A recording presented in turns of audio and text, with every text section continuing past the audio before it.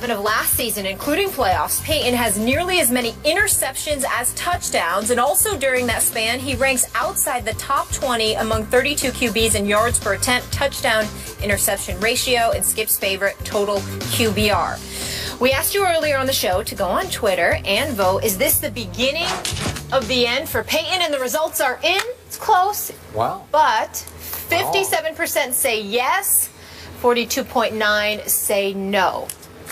Mark Schlereth is here, former Bronco. We need your answer to this question. Okay. Is this the beginning of the end of Peyton? I should hope so. It's 18 years in the league, right? I mean, at some point it's got to be over.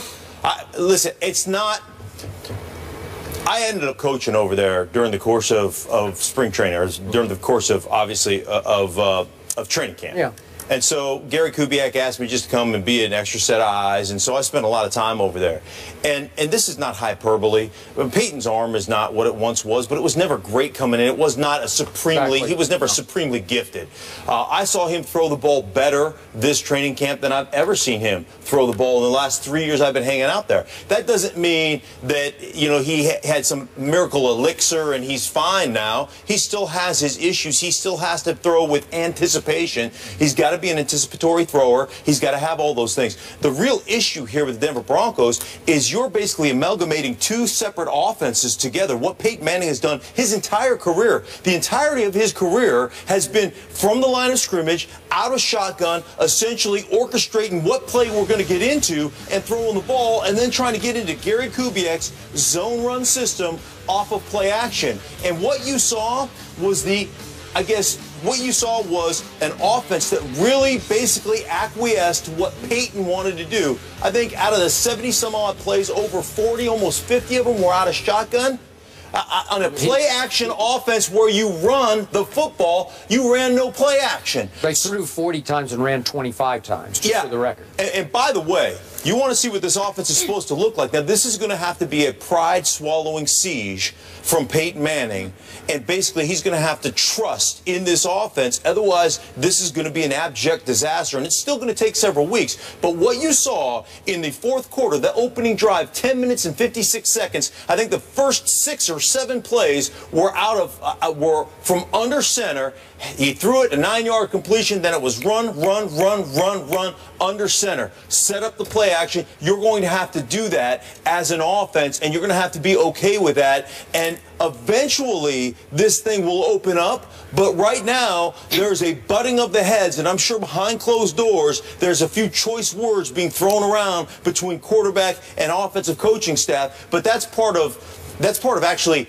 healthy football relations inside a facility to get those things ironed out and figured out. Okay, Stephen A. brought this up as we opened the show, your very point, and we went back and forth about it. But are you saying that Peyton is under orders not to check out of as many runs under Kubiak? That'll be part of it. Yeah, there'll be. Here's the thing about offensive football. Okay, let me just give you some from my perspective, from playing the offensive line. Here's some things about the offensive line.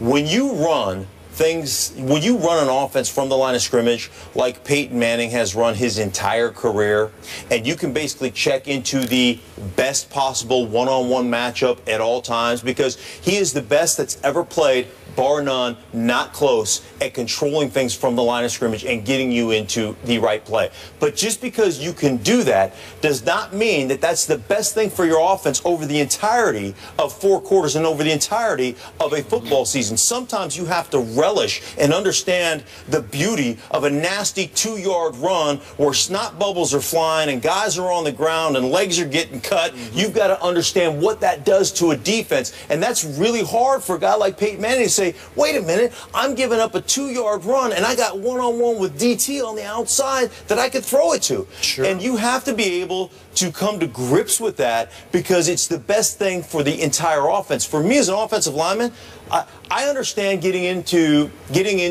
a no-huddle situation where the quarterback occasionally is calling plays from the line of scrimmage. Okay, I get that. But over the course of 4 quarters, it makes me play on my heels. Man, I want to come up on first sound and say, I don't care if it's an 8-man box. We're going to dictate to you guys on the defensive side. You walk up there and you say, sit down. and you just go, and you come off the ball, and you play some smash mouth, and you try to pummel people and shorten people's necks, and then the play action stuff and the deep crossing routes and the tight end stuff that they have in that offense will open up. But they played that entire game, the first 3 quarters from shotgun, and it eliminates 50–60% of your run plays out of shotgun. It just is not. To me, this is Gary Kubiak. This is Gary Kubiak basically saying to your quarterback, you know, we're going to acquiesce a little bit here. We're going to, we're going to pamper you along a little bit. And listen, you want to compile stats or do you want to win a championship? That's what you have to ask yourself, because that's where they are. They have a championship defense in Denver. Get in here. So I guess I'm trying to ask you, Mark Schlereth, are you saying that Kubiak is more right than Peyton Manning in terms of the desired approach to what this team should be doing moving forward? Absolutely, 100%. 100%. Okay, I can't refute that, but I think this is the beginning of the end for Peyton Manning, as I articulated to Skip to begin the show, because of a bevy of things. The numerous injuries he's incurred, obviously age and attrition, combined with something new. Now, I don't think that Peyton Manning, I don't think he is miserable as some people are trying to portray it as being. I know the last 4 games of the regular season, he didn't seem to look like himself. C.J. Anderson spent a large chunk of that time carrying the football more than any running back has done in the Peyton Manning era. And his performance in the playoffs against Indianapolis obviously was an issue, particularly involving his injured hamstring. But then when you come into this season and you put forth those pedestrian numbers, which is definitely pedestrian for Peyton Manning, I think you have to wonder, how much does he want to do this, or how much longer does he want to do this? Peyton Manning is used to being Peyton Manning. And it's a very, very valid point when you talk about, do you want to win championships or do you want to stockpile numbers? He completed 66% of his passes. He threw for over 4,700 yards. But I think the omission, or the departures of Wes Welker along with Julius Thomas has a lot to do with the direction that Denver is going in.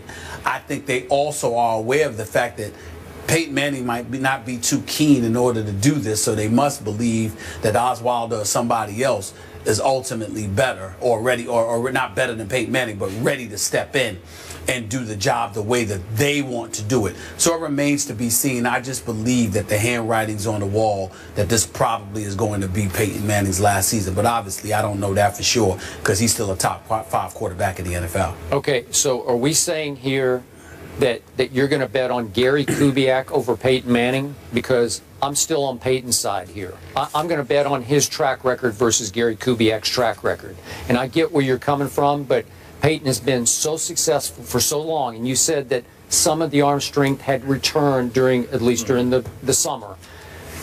I think he's still very good enough for them to go a long ways this year doing it Peyton's way. Now, again, maybe his weapons aren't what he used to have. That's a whole nother issue. And I do like their stable of backs. I would like to see a little bit more balance.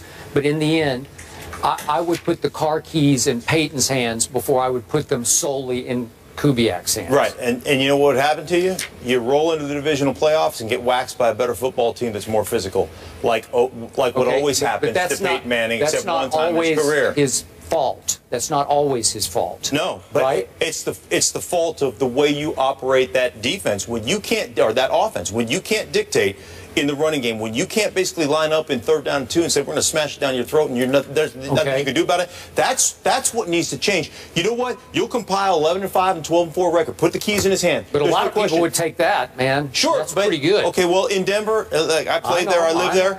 It's not about being 12-4. It's about winning a world championship. Okay, but as Peyton said yesterday, do I have to remind everyone that we did win the football game on Sunday? Listen, championship defense, and you talk about some of the departures on the offensive side of the ball. Defensively, this team is legit, and I mean as good as there is in this league. And then the other thing they've done, bolster the depth on that whole team from a special team standpoint.